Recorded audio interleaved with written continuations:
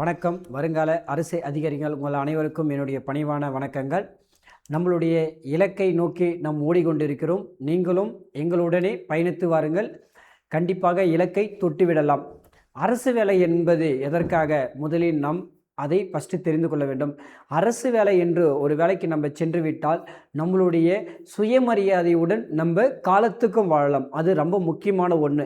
அப்போ சுயமரியாதை என்பது கவர்மெண்ட் வேலைக்கு போனால் சுயமரியாதை கிடைக்காதா சார்? அப்படி இல்லை, அங்கேயும் கிடைக்கும். அதை தாண்டி மிக உயர்வான ஒரு சுயமரியாதையுடன் எந்த நேரத்திலும் ஓகேங்களா.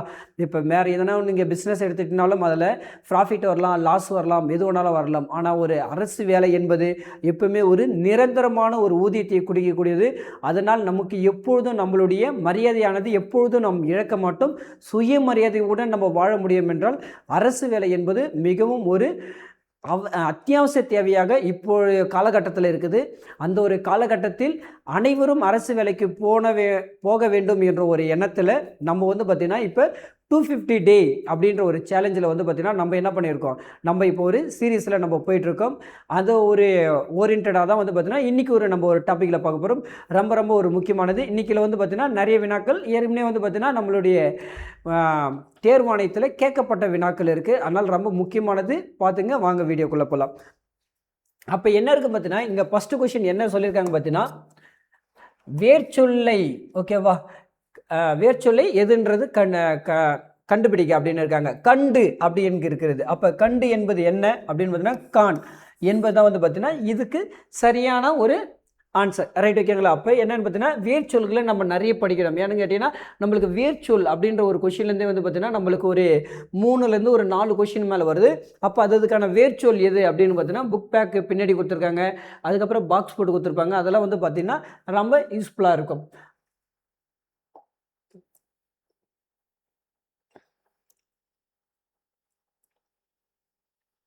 அடுத்தது என்னன்னு பார்த்தீங்கன்னா, ஓமையால் விளக்கும் பெறும் பொருத்தமான பொருளை தேர்ந்தெடுக்க அப்படின்னு இருக்காங்க. இதில் பார்த்தீங்கன்னா சரியானது என்ன அப்படின்னு நம்மளுக்கு கேட்டிருக்காங்க. அப்போ என்ன அப்படின்னு பார்த்தீங்கன்னா,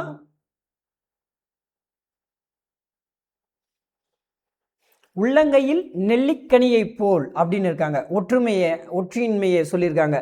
அப்போ என்னன்னு பார்த்தீங்கன்னா, நெல்லிக்காய் பார்த்தீங்கன்னா நம்ம உள்ளங்கையில் வைக்கும்போது பார்த்தீங்கன்னா அது பார்த்தீங்கன்னா அந்தளவுக்கு ஒரு மறைக்கும் பொருளே இல்லை. அது ஓகேவா, அது என்ன ஒரு வெளிப்படையாக காட்டக்கூடியது. அப்போ அது என்னன்னு பார்த்தீங்கன்னா இது தவறானது. ரைட், ஓகேங்களா. அடுத்து என்னன்னா, மடை திறந்து வெள்ளம் போல். அப்போ என்னன்னு பார்த்தீங்கன்னா நம்மளை கூட பார்த்தீங்கன்னா இப்போ இது இந்த ஒரு இது நம்மளை ரொம்ப இம்பார்ட்டன்ட், நமக்கு இப்போ பொருந்தும். ஏன் அப்படின்னு பார்த்தீங்கன்னா, நம்மளை பல பேர் பல நேரத்தில் நம்மளை படிக்கக்கூடாது, இல்லை நீ எல்லாம் வேலைக்கு போய் என்ன பண்ண போகிற, நீ எல்லாம் கவர்மெண்ட் வேலைக்கு போறியா, நீ எல்லாம் அரசு வேலைக்கு போறியா அப்படின்ட்டு நம்மளுக்கு பல தடைகள் போடுவாங்க. அந்த தடைகளும் தாண்டி வந்தால் மட்டும்தான் என்ன பண்ண முடியும்னா நம்ம வெற்றியை அடைய முடியும். அதுக்கு பொருத்தமானதான் இது. அப்போ மடை, அப்போ நம்மளுக்கு தடை ஓகேவா, மடையாக இருந்தாலும் சரி தடையாக இருந்தாலும் சரி, அதை தாண்டி வந்தால்தான் நம்ம என்ன பண்ண முடியும், வெற்றி காண முடியும். அதுபோல் தான் அப்போ மடை திறந்து வெள்ளம் போல் அப்படி இருந்தாலும் ஓகேவா, இங்கே தலைன்னு இருக்கு, அதை என்ன மாத்திரீங்க, தடை. தடையினை மிகுதியாகும் அப்படின்னு நம்மளுக்கு சொல்லியிருக்காங்க. அடுத்து வேலுக்கு இறைத்த நீர் போல் அப்படின்னு இருக்காங்க. அது பயனற்றது. அது எதுக்குமே பார்த்தீங்கன்னா வயலுக்கு எரிச்சு அது ஒரு பயன். வீணாக இருக்கிற புல்வெளிக்கோ ஏதோ ஒரு வெறியும் ஒரு கரம்புக்குள்ள நம்மளுடைய வெறும் வயலில் போயிட்டு அங்கே எதுவுமே விவசாயம் பண்ணாது, அங்கே போய் தண்ணி இறைச்சின்னா அது எதுக்கு பயன்? எதுக்குமே பயன் இல்லை ஓகேவா, யாருக்குமே அது பயன்படாது. அந்த தண்ணி எரிக்கிறது தண்ணி தான் வேஸ்ட் ஆகும். அதில் இருக்கக்கூடிய என்னது அதுக்கான உழைப்புகள் தான் வீணாகுமே தவிர அது எதுவும் பயனற்றது. ரைட், ஓகேங்களா. அப்போ இதுவும் தவறானது. அடுத்தது என்ன சார் சொல்லியிருக்காங்க அப்படின்னு பார்த்தீங்கன்னா, நெல்லிக்காய் மூட்டையை கொட்டியது போல் வெளிப்படையாக சொல்கிறாங்க. இதான் வெளிப்படையாக என்ன இருக்குது பார்த்தீங்கன்னா, ஓமயம் என்பது பார்த்தீங்கன்னா மறைமுகமாக சொல்லக்கூடியது. இங்கே இருக்கிறதுலே பார்த்தீங்கன்னா எது பொருத்தமாக இருக்குது, இது வெளிப்படையாகவே சொல்லிட்டாங்க. நெல்லிக்காயில் இருக்கிற மூட்டையை கொட்டியதை போன்று, அப்போ அது ஒரு வெளிப்படைத்தன்மையை காமிக்கிறது. அப்போ ஆப்ஷன் டி என்றதான் சரியான ஆன்சர்.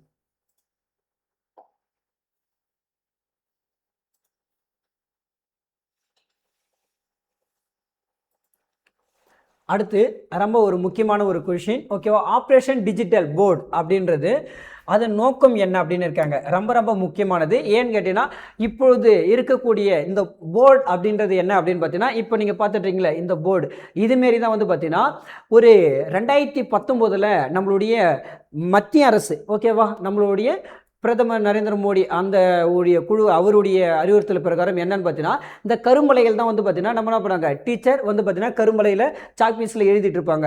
அவங்களுக்கு வந்து பார்த்தீங்கன்னா அது வந்து ஒரு பெரிய இதுவாக இருக்காது.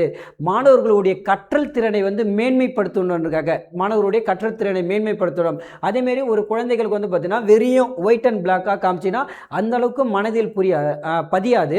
அவர்களுக்கு கலர்ஃபுல்லாக பார்க்கும்போது என்ன ஆகும் பார்த்தீங்கன்னா நிறைய பதியும். இப்போ நம்ம கூட ஏதாச்சும் போகிறோம் அப்படின்னு பார்த்தீங்கன்னா வெறியும் ஒரு செவத்தில் வந்து பார்த்தீங்கன்னா வெறியும் ஒரு ஒயிட்டாக இருக்கும் பார்த்தீங்கன்னா அதெல்லாம் அந்த அளவுக்கு இருக்காது.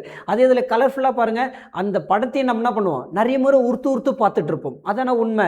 இப்போ வெளிப்படையாக வந்து பார்த்தீங்கன்னா வெறியும் ஒரே ஒரு ஒயிட் கலர் போர்டு இருக்குங்க, அதை பார்த்தா நம்ம என்ன பண்ணுவோம் ஒரு 2 நிமிஷம் பார்ப்போம் போயிடும். அந்த ஒயிட் போர்ட்லேயே கலர்களாக படம் வரைஞ்சிருந்தா எப்படி இருப்போம், அது ஒன்றுத்தையும் நுணுக்கமாக பார்ப்போம். அப்போ அதுமாரிலாம் பார்க்கும்போது மாணவர்களுடைய கற்றல் திறன் அதிகரிக்கும். ஓகேவா, அவங்களுடைய ஸ்கில் நிறைய டெவலப் ஆகும். அப்படின்றதுக்காக என்ன பண்ணியிருப்பாங்கன்னா இப்போ டிஜிட்டல் போர்டை நம்ம எடுத்துகிட்டு வந்தால் அதில் என்ன பண்ணலாம்னா ஒரு ஏதாச்சும் ஒரு ஹார்ட்டெல்லாம் இருக்குங்களே அந்த இதயத்தை எந்த அளவுக்கு தத்துரூபமாக காமிக்கலாம், எந்த அளவுக்கு இதயம் துடிக்கிறது, லப் டப் அப்படின்ற சத்தம் வருகிறது, அது எங்கே வருது அப்படின்றதெல்லாம் காமிக்க முடியும். அப்படின்றதுக்காக 2019 பிப்ரவரி மாதம் வந்து பார்த்தீங்கன்னா நம்மளுடைய சென்ட்ரல் கவர்மெண்ட் மூலியமாக ஒவ்வொரு பள்ளிக்கும் இது இருக்கணும் அப்படின்னு சொல்லியிருக்காங்க. அப்போ இதுதான் வந்து பார்த்தீங்கன்னா டிஜிட்டல் போர்டுடைய ஸ்பெஷலைஸ்ட் ரைட். ஓகேங்களா, அப்போ இதில் என்ன அப்படின்னு நம்மளுக்கு சொல்லி பார்த்தீங்கன்னா இதில் வந்து அதனுடைய நோக்கம் என்ன அப்படின்னு நம்ம பார்க்கலாம். அனைத்து மாநிலங்களும் உள்ள ஒவ்வொரு மேல்நிலை, அதான் ரொம்ப முக்கியம், மேல்நிலை பள்ளிகளுக்கும் 2 திறன் மிகுந்த வகுப்பறைகள் வகுத்தல். அப்போ இதை கரெக்ட். அப்போ ஒவ்வொரு பள்ளிக்கும் எத்தனை இருக்கணும், அது ரொம்ப ரொம்ப முக்கியங்க, கவுண்டிங் ரொம்ப முக்கியம். 2 டிஜிட்டல் போர்டு இருக்கணும் அப்படின்னு சொல்லியிருக்காங்க. அப்போ இது கரெக்ட் தான். அதுக்கப்புறம் இங்கே என்ன சொல்லியிருக்காங்க பார்த்தீங்கன்னா ஆப்ஷன் பி பார்ப்போம். அனைத்து மாநிலங்களும் உள்ள திறன் மிகுந்த வகுப்பறைகளை நிறுத்து. யாருன்னா அது வந்து நல்ல காரியத்தை யாருன்னா நிறுத்துவாங்களா, அப்போ கண்டிப்பாக வாய்ப்பே கிடையாது, அது தப்பு. இது மார்ச் 2025 திறன் மிகுது தப்பு. நம்ம என்ன சொல்லியிருக்கோம், இது எந்த இயர் சொல்லியிருக்கோம்,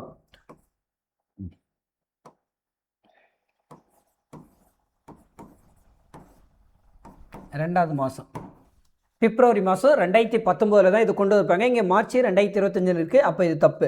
அதுக்கப்புறம் என்ன, கல்லூரிகளுக்கு 2 திறன் மிகுந்த வகுப்பறை. கல்லூரிக்கு பற்றி அவங்க சொல்லவே இல்லை. ரைட். ஓகேங்களா, ஏன்னா வந்து பார்த்தீங்கன்னா கல்லூரிகளே அவங்க சொல்ல, கல்லூரிக்கு முன்னாடியே அவங்க பள்ளிக்குள்ளவே அவங்களுடைய திறனை வளர்த்துக்கணும் அப்படின்ட்டு பள்ளியிலேயே இதை சொல்லியிருக்காங்க. அப்போ ஆப்ஷன் ஏன்றது மட்டும்தான் இதுக்கு சரியான ஆன்சர்.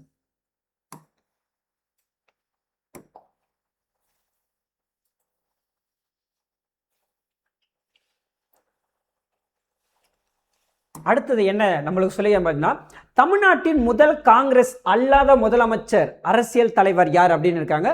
ரொம்ப முக்கியம். ஏன்னு பார்த்தீங்கன்னா நம்மளுடைய ஒரு சுதந்திரத்துக்கு அப்புறம் ஓகேவா, சுதந்திரம் அப்படின்னும் போது காங்கிரஸ்ன்றது தான் வந்து ஒரு பெரிய ஒரு கட்சியாக இருந்தது. அதன் அடிப்படையில் தான் வந்து பார்த்தீங்கன்னா எல்லாருமே வந்து பார்த்தீங்கன்னா ஆட்சி செஞ்சுட்டாங்க. நம்ம காந்தி, அதுக்கப்புறம் அப்படியே பின்னாடியே ஒரு கூடிய நேரு அப்படிலாம் வந்து பார்த்தீங்கன்னா அந்த காங்கிரஸ் சார்ந்து என்ன பண்ண பார்த்தீங்கன்னா அவங்க வந்து வாழடி வழியாக அவங்க தலைவர்களாக இது பண்ணிட்டு இருப்பாங்க. காங்கிரஸ் வந்து ஒரு பெரிய கட்சியாக இருந்தது, இந்திய அளவில் ஒரு பெரிய கட்சியாக நம்ம சொல்லக்கூடியது. இப்போவும் வந்து பார்த்தீங்கன்னா இந்திய அளவில் ஒரு கட்சியாக இருக்குது. இப்போ வந்து பார்த்தீங்கன்னா எதிர்கட்சியாக செயல்படக்கூடியது நம்மளுடைய காங்கிரஸ். ரைட். அப்படி இருக்கும்போது தமிழ்நாட்டில் வந்து பார்த்தீங்கன்னா அதுக்கு முன்னாடி வந்து பார்த்தீங்கன்னா காங்கிரஸ் தான் வந்திருப்பாங்க. நம்ம காமராஜர் இருந்திருப்பாரு, பத்ராச்சலம் அப்படிலாம் வந்து பார்த்தீங்கன்னா அவங்களாம் ஆட்சி செஞ்சுட்டு இருக்கும்போது காங்கிரஸே இல்லாத ஒரு தலைவரை புதுசாக ஒரு ஆட்சிக்கு வரணும். இப்போ நம்ம தமிழகத்தில் நடக்கிறதுல இதுக்கு முன்னாடி வந்து பார்த்தீங்கன்னா மாறி மாறி அதிமுக திமுக அப்படின்னு வரும்போது இப்போ புதுசாக ஒரு ஆட்சி வருகிறதுல அதுபோல் காங்கிரஸாக ஆட்சி செஞ்சுட்டு இருக்கும்போது சடனாக வந்து பார்த்தீங்கன்னா காங்கிரஸ் இல்லாத ஒரு அரசு வந்து பார்த்தீங்கன்னா ஒரு தலைவர் வந்து உருவாக்குனாங்க. ஒரு கட்சியானது தலைவர் வந்து ஜெயிச்சு அவர் வந்து வெற்றி பெற்று அவர் தான் வந்து பார்த்தீங்கன்னா முதலமைச்சர் யாருன்னு கேட்டிருக்காங்க. எப்படின்னு பார்த்தீங்கன்னா காங்கிரஸ் அல்லாத ஒரு தலைவர் அப்படின்னு பார்த்தீங்கன்னா யார் பார்த்தீங்கன்னா CN அண்ணாதுரை அப்படி தான் வந்து பார்த்தீங்கன்னா முதல்ல இந்த காங்கிரஸ் இது வந்து பார்த்தீங்கன்னா காங்கிரஸ் அல்லாத ஒரு தலைவராக அவர் பதவியேற்றிருப்பார். ரொம்ப முக்கியமானது.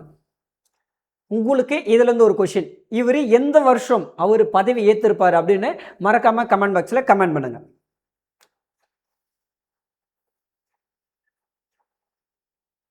அடுத்தது மெட்ராஸ் மாநிலம் எந்த தேதியில் அதிகாரப்பூர்வமாக தமிழ்நாடு என்ற பெயர் மாற்றம் பட்டது அப்படின்னு இருக்காங்க. ஏன்னு கேட்டீங்கன்னா அதுக்கு முன்னாடி பட்டணம், எங்கள் தாத்தாவெல்லாம் கேட்கும்போது கேட்டிருக்கேன், எங்கள் தாத்தா போயிட்டு வரீங்கன்னா நான் பட்டணம் போயிட்டு வரேன் அப்படின்லாம் சொல்லியிருக்காங்க. பட்டணம் சொல்லியிருக்காங்க. அதுக்கப்புறம் சில நாட்கள் கழிச்சு நான் மெட்ராஸ் போகிறேன் அப்படின்னு சொன்னாங்க. இப்படிலாம் இருந்துட்டு அதுக்கப்புறம் பார்த்தீங்கன்னா பொதுவாக வந்து பார்த்தீங்கன்னா மெட்ராஸ் மாநிலம் எது தான் வந்து பார்த்தீங்கன்னா நம்ம தமிழகத்துக்கு என்ன இருந்துச்சுன்னா ஃபஸ்ட்டு மெட்ராஸ் மாநிலம் அப்படின்னு இருந்தது. அதை தான் என்ன பண்ணிடுறோம்னா அதிகாரப்பூர்வமாக தமிழ்நாடு என்ற பெயர் மாற்றம் எப்போது செஞ்சாங்க அப்படின்னு பார்த்தீங்கன்னா ரொம்ப ரொம்ப முக்கியமானது ஜனவரி மாதம் 14ஆம் தேதி, ஓகேவா, 1969 தான் என்ன பண்ணியிருப்பாங்க பார்த்தீங்கன்னா இந்த பெயர் மாற்றம் செஞ்சுருப்பாங்க. அது வந்து பார்த்தீங்கன்னா 1967 கொண்டுட்டு வந்திருப்பாங்க. ஆனால் அதிகாரப்பூர்வமாக தமிழ்நாடு என்பது எப்போ அப்படின்னு பார்த்தீங்கன்னா ஜனவரி 14, 1969 தமிழ்நாடு என்ற பெயர் மாற்றம் செய்யப்பட்டது. ரொம்ப ரொம்ப முக்கியம். ஏன்னா நம்ம தமிழ்நாட்டில் இருக்கிறோம். தமிழ்நாட்டில் இருந்துன்னு தமிழ்நாடு எப்போ பெயர் மாற்றம் செஞ்சாங்க நம்ம தெரியல. அப்போ ரொம்ப ஒரு முக்கியமான ஒரு வினா.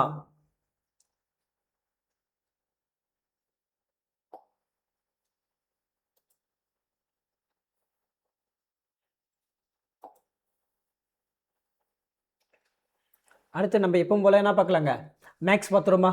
ரொம்ப முக்கியமானது என்னன்னு பார்த்தீங்கன்னா a number of increased for the 80 to 100, ஓகேவா. அதில் என்ன சொல்லுகிறேன்னா find the percentage of increase அப்படின்னு இருக்காங்க. என்னன்னு பார்த்தீங்கன்னா ஒரு எண்ணில் 80 இருந்து 100ஆக அதிகரிக்கப்படுகிறது, அதிகரித்த சதவீதம் காண்க அப்படின்னு இருக்காங்க. அப்போ என்னன்னு பார்த்தீங்கன்னா ஒரு எண் 80லேருந்து பேசிக் தான் இருக்குது, ஓகேவா. பேசிக்காக 80லேருந்து எவ்வளோ இன்க்ரீஸ் ஆகுது, 100 இன்க்ரீஸ் ஆகுது, ஓகேவா. 100ஆக மாறுது. அப்போ எவ்வளோ இன்க்ரீஸ் ஆகிருக்கு நம்மளுக்கு, 20, ஓகேவா. ஆமாம் தானே. 80க்கும் 100க்கும் இடையில எவ்வளோ அதிகமாக இருக்குது, 20 எண்ணிக்கை அதிகமாக இருக்குது, 20 நம்பர் அதிகமாக இருக்குங்களே.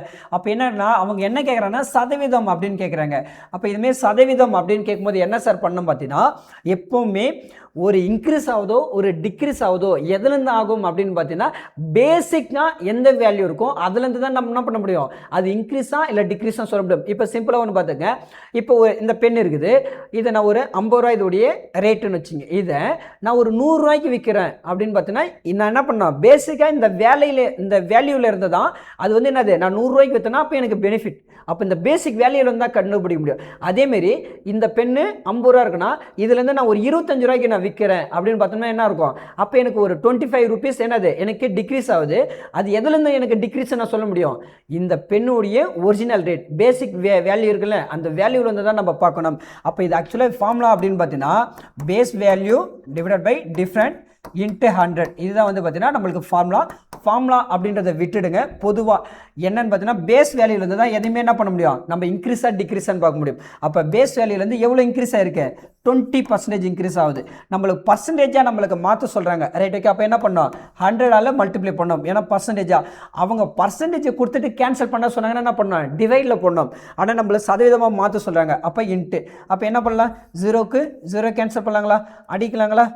5 2 டேபிள் அடிச்சா என்னது 5, இது என்ன வரும் 4, அடுத்து அடிச்சா என்ன ஒரு 4 4 5 4 சார் 20, அடுத்து இது மல்டிப்ளை பண்ண எவ்வளோங்க 5 5 சார் 25. அப்போ எத்தனை சதவீதம் அது இன்க்ரீஸ் ஆகிருக்குதுன்னா 25% வந்து பார்த்தீங்கன்னா நம்மளுக்கு என்ன இருக்குது, அது அதிகரித்த சதவீதம், ரைட். ஓகேவா. ரொம்ப ரொம்ப முக்கியமான ஒரு கொஷின், அதனால் பார்த்துங்க. அதுவே இப்போ உங்களுக்கு ஒரு கொஷின் நான் தரேன், ஓகேங்களா. என்னன்னு பார்த்தீங்கன்னா 200லேருந்து 150 ஆக டிக்ரீஸ் ஆகுதுன்னு வச்சுங்க, ஓகேவா. இங்கே அதிகரிக்குதுன்னு போட்டிருக்கோம்ல, இங்கே வந்து குறைகிறது அப்படின்னா அது எத்தனை சதவீதம் குறைகிறது அப்படின்னு மறக்காமல் நம்மளுடைய கமெண்ட் பாக்ஸில் கமெண்ட் பண்ணுங்கள், ஓகேவா. போட்டுட்டு இந்த இதில் வந்து எது உங்களுக்கு என்ன டவுட்ன்றதும் மறக்காமல் என்ன பண்ணணும், கமெண்ட் பாக்ஸில் கமெண்ட் பண்ணணும். பிடிச்சிருந்தா உங்களுக்கு ஒரு லைக் பண்ணுங்கள், ஓகேவா. உங்களுக்கு என்ன டவுட் என்னன்றது, உங்களுக்கு என்ன கொரிஸ் அப்படின்றத நம்மளுக்கு கமெண்ட் பாக்ஸில் கமெண்ட் பண்ணுங்கள். மறக்காமல் நம்மளுடைய சேனலுக்கு சப்போர்ட் பண்ணுங்கள். இது உங்களுக்கும் நாங்கள் ஒரு பயங்கர ஒரு சப்போர்ட்டாக இருப்போம். அடுத்த வீடியோவில் சந்திப்போம். நன்றி.